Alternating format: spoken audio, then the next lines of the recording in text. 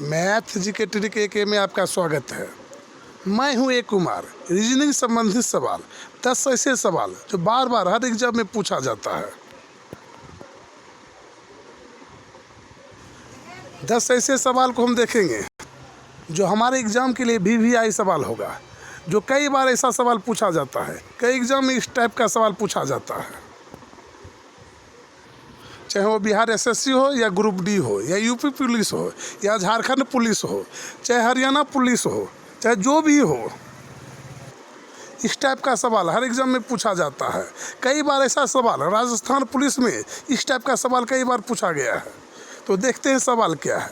यदि आप हमारे चैनल पर नए हैं, हमारे चैनल को अभी तक सब्सक्राइब नहीं किए हैं, तो सबसे पहले हमारे चैनल को सब्सक्राइब करें एवं वीडियो पसंद आए तो वीडियो को लाइक करें। तो देखते हैं पहला सवाल क्या है। तो यहाँ पर आपका पहला सवाल है, यदि A को भाग तथा B को गुना और C को जोड़ और D को माइनस चिन्ह दिया जाए तो निम्न समीकरण का मान क्या होगा। यदि हम जोड़ का अर्थ भाग लिखा जाए, जोड़ का भाग लिखा जाए और B का अर्थ गुना लिखा जाए और C का अर्थ जोड़ लिखा जाए तो निम्न समीकरण का मान क्या होगा। तो सबसे पहले हम देखेंगे तो सवाल में प्लस B और A C कहाँ है। तो सबसे पहले यहाँ पर है 39 और A है। तो यहाँ पर बोला गया है यदि A का मान भाग है तो यहाँ पर भाग का निशान दे दें। A का मान भाग है तो हम भाग का निशान दे देंगे। फिर उसके बाद बोलता है B का मान गुना है तो B के जगह पे हम गुना दे देंगे। फिर उसके बाद C का मान जोड़ है तो C जहाँ है वहाँ पर जोड़ का निशान दे देंगे। फिर उसके बाद बोलता है D का अर्थ घटाव है तो हम D के जगह पे घटाव का चिन्ह दे देंगे और इसका हम समीकरण का हल करेंगे। तो जब भी आपके सामने भाग का निशान रहे तो उसके नीचे उसके बाद वाले अंक नीचे आ जाएगा, यानी कट जाएगा। तो हम इस 39 को हम 3 से भाग कर देंगे तो 13 बार में हमारा कट जाएगा, 13 39। फिर उसके बाद हम इसका प्रोसेस करेंगे। फिर यहाँ पर 13 है और गुना 11 हमारा रहेगा तो 13 को 11 से हम गुना कर देंगे। जब हम 13 गुना 11 करते हैं तो हमारा होता है 143। तो 143 को लिख देंगे क्योंकि यहाँ पर हमारा मात्र एक गुना का चिन्ह बचा है और इधर 11 और इधर 13 बचा है तो 143 हो गया। उसके बाद हमारा प्लस का चिन्ह आता है तो प्लस का चिन्ह दे देंगे और यहाँ पर है 57। फिर हमारा माइनस का चिन्ह है, माइनस का चिन्ह देके 29 दे देंगे। फिर हम जो प्लस में है प्लस को जोड़ देंगे तो 57 और 143 को जोड़ देंगे। जब हम 57 और 143 को जोड़ते हैं तो हमारा होता है 200। 200 में हम इस 29 को घटा लेंगे। 200 में जब हम 29 को घटाते हैं तो हमारा आता है 171। 171 जो है आपका ये सही उत्तर होगा। तो आपका सही उत्तर यहाँ पर हो जाएगा D। आपका सही उत्तर हो जाएगा 171। ऐसे सवाल में हमें कुछ नहीं करना है, सिर्फ ये देखना है जो सवाल क्या कहता है, कहाँ पे हमें चिन्ह बदलना है और कौन स्थान पे कौन सा चिन्ह हमें देना है। तो यहाँ पर आपका आंसर हो जाएगा, सही उत्तर हो जाएगा 171। तो देखते हैं और सवाल। तो नेक्स्ट हमारा अगला सवाल है, उस विकल्प को चुनिए जो दिए गए युग्म से संबंधित है। उस विकल्प का चयन करना है जो इससे हमारा संबंधित होगा।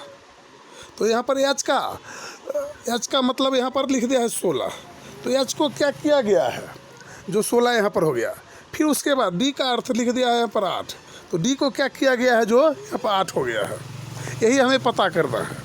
तो जब भी आपके सामने ऐसा सवाल आए तो इससे पहले हमें ए से लेकर जेड तक किसका अंक किस सामने आएगा वो हमें याद करना पड़ेगा। ए का अर्थ कितना होता है 1, 2, बी का अर्थ होता है 2 और सी का अर्थ होता है 3।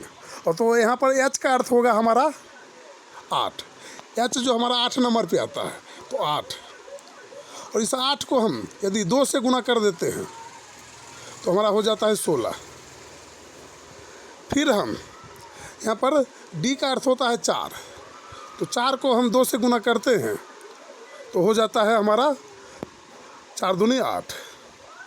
फिर हम इसी टाइप से हम इसमें चेक करेंगे के का अर्थ हमें क्या होता है। तो यहाँ पर सबसे पहले हमारा के है और के का अर्थ लिख दिया है 21। तो क्या के का अर्थ हमारा 21 आता है तो के हमारा कितना नंबर पे आता है।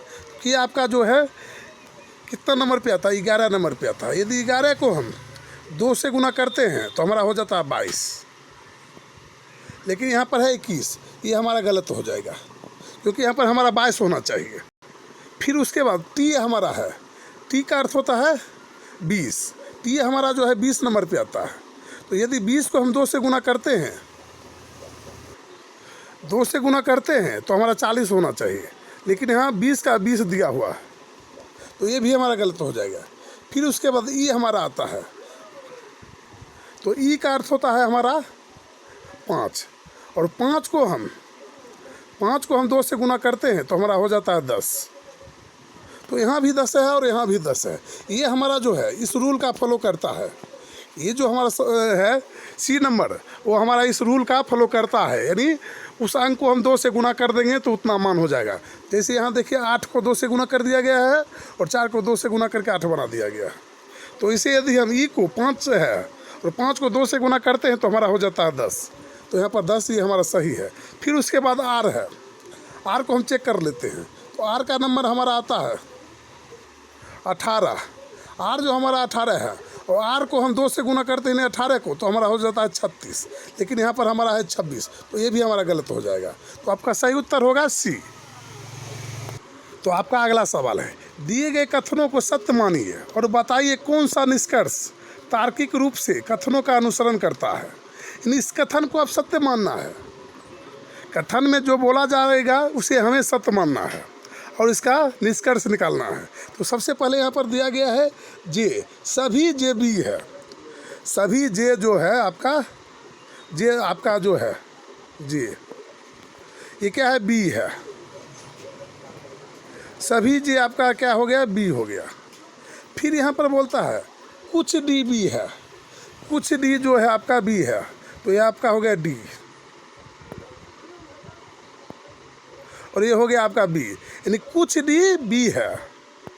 तो कुछ जब बोला जाए तो कुछ आपका बी मतलब है, कुछ बी जो है आपका डी है, तो कुछ आप यहाँ से भी ले सकते हैं, और कुछ बी जो है आपका डी जो है यहाँ से भी ले सकते हैं। यहाँ भी आपका डी हो सकता है, मतलब यहाँ से चाहे तो आप यहाँ से भी रोटी तोड़ के ले सकते हैं, और चाहे तो आप यहाँ से भी ले सकते हैं, दोनों भी आपका हो सकता है। यानी मान के चलिए ये आपके लिए बहुत बड़ा रोटी का टुकड़ा है, मान के चलिए ये आपके लिए बहुत बड़ा रोटी का टुकड़ा है, और आपसे बोला जाए जाइए कुछ रोटी तोड़ के लाइए, तो आप कहाँ आप जाएंगे और यहाँ से कुछ रोटी तोड़ के ले आएंगे यहाँ से। फिर दूसरे बच्चा को बोला जाएगा जाइए और कुछ रोटी तोड़ के ले आइए, हो सकता है वो बच्चा यहाँ से भी तोड़ के ले जा सकता है, यानी कुछ ये भाग भी ले जा सकता है।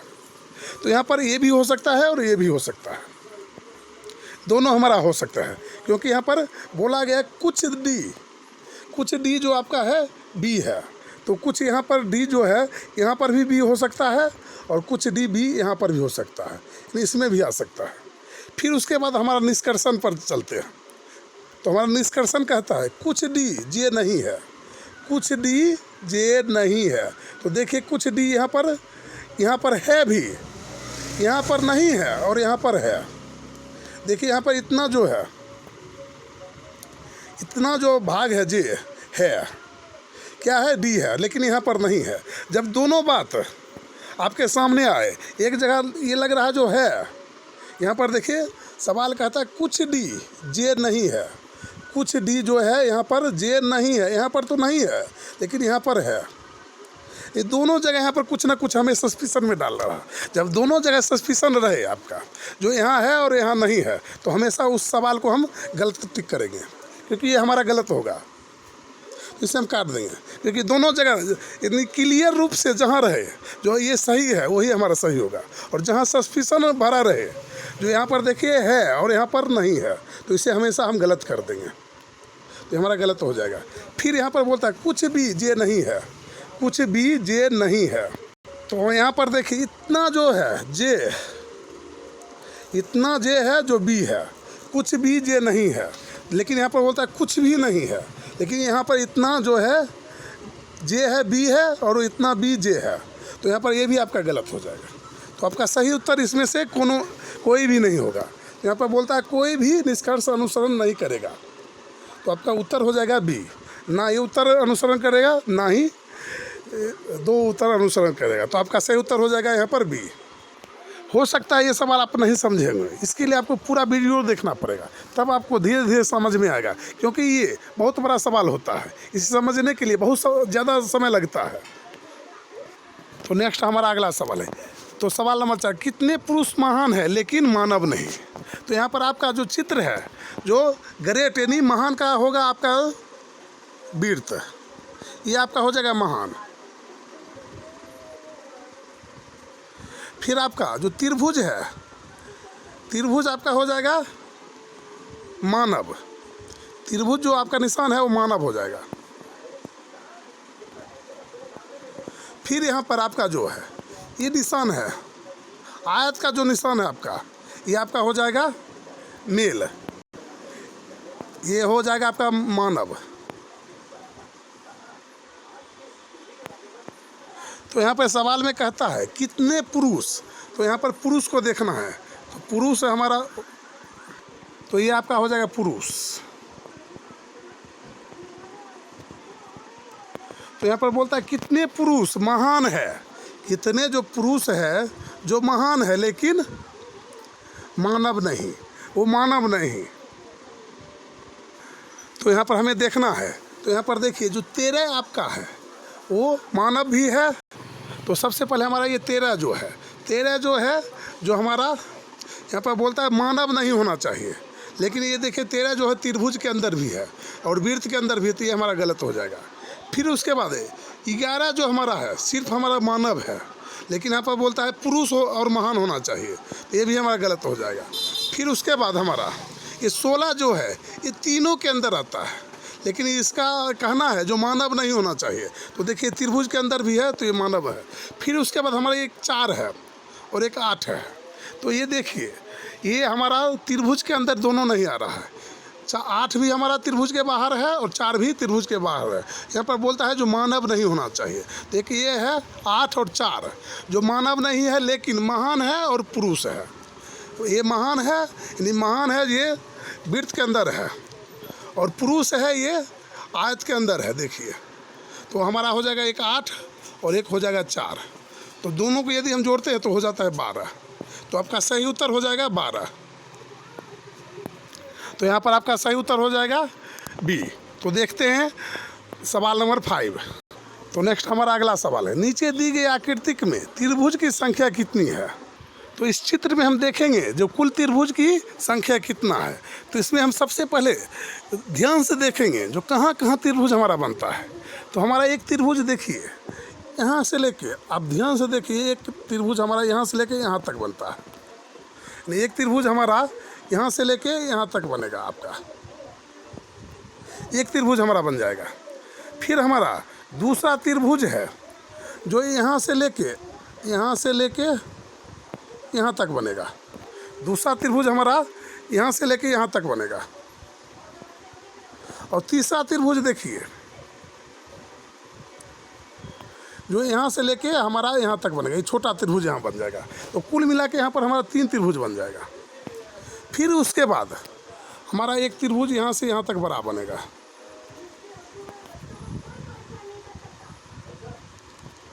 एक त्रिभुज यहाँ, फिर उसका दूसरा त्रिभुज हमारा यहाँ से यहाँ और तीसरा त्रिभुज हमारा यहाँ से यहाँ छोटा, नहीं कुल मिला के 3 त्रिभुज हमारा यहाँ बन गया। उसके बाद गौर से हम देखेंगे कहीं और क्या त्रिभुज बन रहा है, तो कहीं और भी हमारा त्रिभुज बनता हुआ दिखाई नहीं दे रहा है। 3 त्रिभुज हमारा यहाँ बन जाएगा और 3 त्रिभुज यहाँ बन जाएगा। उसके बाद यहाँ और यहाँ कहीं भी हमारा त्रिभुज बनता हुआ नज़र नहीं आएगा, क्योंकि यहाँ पर त्रिभुज हमारा बन ही नहीं सकता। चतुर्भुज बन जाएगा और षष्ठभुज बन जाएगा, लेकिन यहाँ पर त्रिभुज कहीं भी नहीं बनेगा, कहीं भी हमारा त्रिभुज दिखाई नहीं देगा। तो हम दोनों को जोड़ देंगे, दोनों को यदि जोड़ते हैं तो हमारा हो जाता है 6। तो यहाँ पर कुल त्रिभुज की संख्या आपका हो जाएगा 6 और आपका सही उत्तर हो जाएगा डी। तो नेक्स्ट आपका अगला सवाल है, 5 लोग एफ, जे, एन, आर और भी एक वृत्ताकार में केंद्र की ओर मुख करके बैठे हैं। जे एफ के तुरंत बाएं को है, एन एफ के बाएं को दूसरे स्थान पर है, भी जे के बाएं को दूसरे स्थान पर है, जे के दाएं को दूसरे स्थान पर कौन बैठा है। तो यहाँ हम सबसे पहले हम सवाल को देखेंगे और सवाल में जैसे जैसे कहेगा वैसे वैसे हम बैठाएंगे। तो सबसे पहले हम इधर हमारा दायां हो जाएगा और इधर हमारा बायां हो जाएगा। तो यहाँ पर आपका बोलता है जे एफ के तुरंत बाएं है। जे जो आपका है एफ के तुरंत बाएं है, तो बायां आपका इधर हो जाएगा, बायां आपका इधर हो जाएगा और इधर आपका हो जाएगा दायां। तो यहाँ पर जे जो है एफ के तुरंत बाएं है, तो सबसे पहले हम एफ को लिख देंगे, एफ को लिख देंगे और इसके बाएं कौन है, जे है, तुरंत यानी इसके तुरंत बगल में, तो जे आपका यहाँ पर हो जाएगा। एफ के तुरंत बाएं कौन है, जे है। फिर यहाँ पर बोलता है एन एफ के बाएं को दूसरे स्थान पर है। एन जो है एफ के बाएं के वो दूसरे स्थान पर है, तो यहाँ पर एन आपका यहाँ पर हो जाएगा। तो एन जो आपका है एफ के बाएं के दूसरे स्थान पर, बाएं आपका इधर होगा, तो 1 और 2 दूसरे स्थान पर। फिर यहाँ पर बोला जाता है भी जे के बाएं को दूसरे स्थान पर है। भी जो है जे के बाएं के दूसरे स्थान पर है, तो जे हमारा यहाँ पर है और इसका बायां हम इधर चलेंगे, बायां हम इधर चलेंगे, तो 1 और 2, तो यहाँ पर आपका हो जाएगा भी। उसके बाद हमारा बच जाएगा एक आर, क्योंकि सभी हो गया और यहाँ पर सवाल भी हमारा कंप्लीट हो गया, तो आर बच जाएगा, तो आर हमारा यहाँ पर आ जाएगा। फिर हमारा सवाल में बोलेगा जे के दाएं को दूसरे स्थान पर कौन सा बैठा है, यानी जे के दाएं हमारा, जे हमारा देखिए यहाँ पर है, जे जो आपका है यहाँ पर बैठा हुआ है और इसका दायां हमारा इधर जाना है, तो दूसरे स्थान पर बोला गया है। तो दूसरे स्थान पर कौन है, तो यहाँ पर आर है। पहले स्थान पर एफ है और दूसरे स्थान पर आर है, दाएं तरफ जाएगा जैसे, तो 1 और 2 दूसरे स्थान पर कौन है, तो आपका आर हो जाएगा। तो यहाँ पर आपका सही उत्तर हो जाएगा आर, जो आपका आंसर नंबर है डी। तो देखते हैं और सवाल। तो आपका सवाल नंबर 7, तो यहाँ पर है एक आदमी दक्षिण की ओर 50 मीटर जाकर बाएं 30 मीटर चला गया, फिर वह दाएं मुड़ा और सीधा चलने लगा, तो बताए कि वह किस दिशा में जा रहा है। तो सबसे पहले हम दिशा को समझेंगे, जो कौन हमारा पूरब होगा और किस दिशा हमारा पश्चिम होगा। तो सबसे पहले हमारा होगा, हमारा ऊपर हो जाएगा उत्तर, उत्तर हमारा हो जाएगा ऊपर, और दक्षिण हो जाएगा इधर, और पूर्व हमारा इधर हो जाएगा, और पश्चिम हमारा इधर हो जाएगा। फिर उसके बाद जैसे जैसे बोला जाए वैसे वैसे हम इसे ले चलेंगे। तो यहाँ पर बोला गया है दक्षिण की ओर 50 मीटर, तो हम यहाँ से चलना शुरू करेंगे और 50 मीटर दक्षिण जाना है। तो दक्षिण देखिए आपका नीचे है, तो नीचे हम कितना जाएंगे, 50। फिर उसके बाद बाएं मुड़कर बाएं 30 मीटर जाना है, बाएं मुड़कर कितना जाना है, 30। तो बाएं जब हम नीचे जाएंगे तो हमारा बायां हो जाएगा इधर, और कितना जाना है, 30 मीटर। फिर उसके बाद बाएं मुड़ा और सीधा चलने लगा, फिर उसके बाद बाएं मुड़ा और सीधा चलने लगा। तो फिर यहाँ से जब बाएं मुड़ेगा तो ये इसका बायां हो जाएगा ऊपर और सीधा चलने लगा। किधर चलने लगा, इधर चलने लगा। तो बताए कि वह किस दिशा में जा रहा है। तो अभी यह किस दिशा में जा रहा है, यानी ऊपर जा रहा है, यहाँ से ये ऊपर जा रहा है, तो किधर जा रहा है, तो उत्तर जा रहा है। किस दिशा में जा रहा है, तो आप कह सकते हैं जो ये उत्तर दिशा जा रहा है। तो आपका सही उत्तर हो जाएगा डी, उत्तर दिशा। ये आपका उत्तर दिशा हो जाएगा, तो सही उत्तर हो जाएगा डी। तो देखते हैं अगला सवाल। तो आपका अगला सवाल है, एक महिला की ओर इशारा करते हुए तरन ने कहा, वह मेरे पति के ससुर की माँ है, वह मेरे पति के ससुर की माँ है। तरन उस महिला से किस प्रकार संबंधित है। तो सबसे पहले हम तरन को लिखेंगे, और जो हमारा बड़ा आदमी है, यानी पिता हो या माँ हो, उसे ऊपर रखेंगे, और जो हमारे समान आयु का है उसे हम प्लस करके नीचे देंगे, और भाई बहन को हम इस तरह से एरो लगाएंगे, और पति पत्नी में हम प्लस देंगे, और माता पिता में हम इस तरह का एरो लगाएंगे। यानी माता पिता होगा तो ऊपर रखेंगे और पुत्र पुत्री को हम नीचे रखेंगे। तो सबसे पहले हम यहाँ पर बोलता है तरन ने कहा, वह मेरे पति, यानी तरन, यहाँ पर तरन को हम रखेंगे सबसे पहले। तो ये यहाँ पर हो जाएगा टी, तरन को हम टी से सूचित करेंगे। वह मेरे पति, यानी तरन का तरीन यहाँ पर महिला है, और इसके पति, यानी इसके पति हो गया यहाँ पर प्लस, यहाँ पति दिया हुआ नहीं है। वह मेरे पति के ससुर, यानी इस पति के ससुर कौन होगा, तो इसका पिता होगा, यानी इस महिला का पिता कौन हो जाएगा, इसका ससुर हो जाएगा। इसका इस प्लस का ससुर, यानी वह मेरे पति का ससुर, यानी इसके पति का ससुर कौन होगा, तो इसकी पिता होगा, यानी माँ और पिता। यानी जो ये महिला है, महिला के पति यहाँ पर हो गया ये, और इसका ससुर जो है, इसका ससुर कौन हो जाएगा, तो इसका पिता, यानी इस महिला का पिता हो जाएगा। महिला की माँ है, यानी इसकी माँ है, माँ। तो यहाँ पर बोला जाता है जो उस महिला से किस प्रकार संबंधित है, तरन जो है इस महिला से किस प्रकार संबंधित है, तो तरन का यहाँ पर पुत्र हो गया ये उसका पिता, और उसका पुत्री हो गया ये तरन। तो ये कौन सा रिश्ता हो जाएगा, तो यहाँ पर पोती का रिश्ता हो जाएगा। तो यहाँ पर कौन सा रिश्ता हो जाएगा, पोती का रिश्ता हो जाएगा। इस महिला का ये कौन लगेगा, तो यहाँ पर पोती लगेगा। तो देखते हैं अगला सवाल। तो आज के लिए बस इतना ही। यदि हमारा वीडियो पसंद आया तो वीडियो को लाइक करें और चैनल को सब्सक्राइब करें, ताकि इसी तरह का हर एक सवाल हम आप तक लेकर आते रहेंगे। फिर मिलेंगे अगले वीडियो में, तब तक के लिए जय हिंद, जय भारत।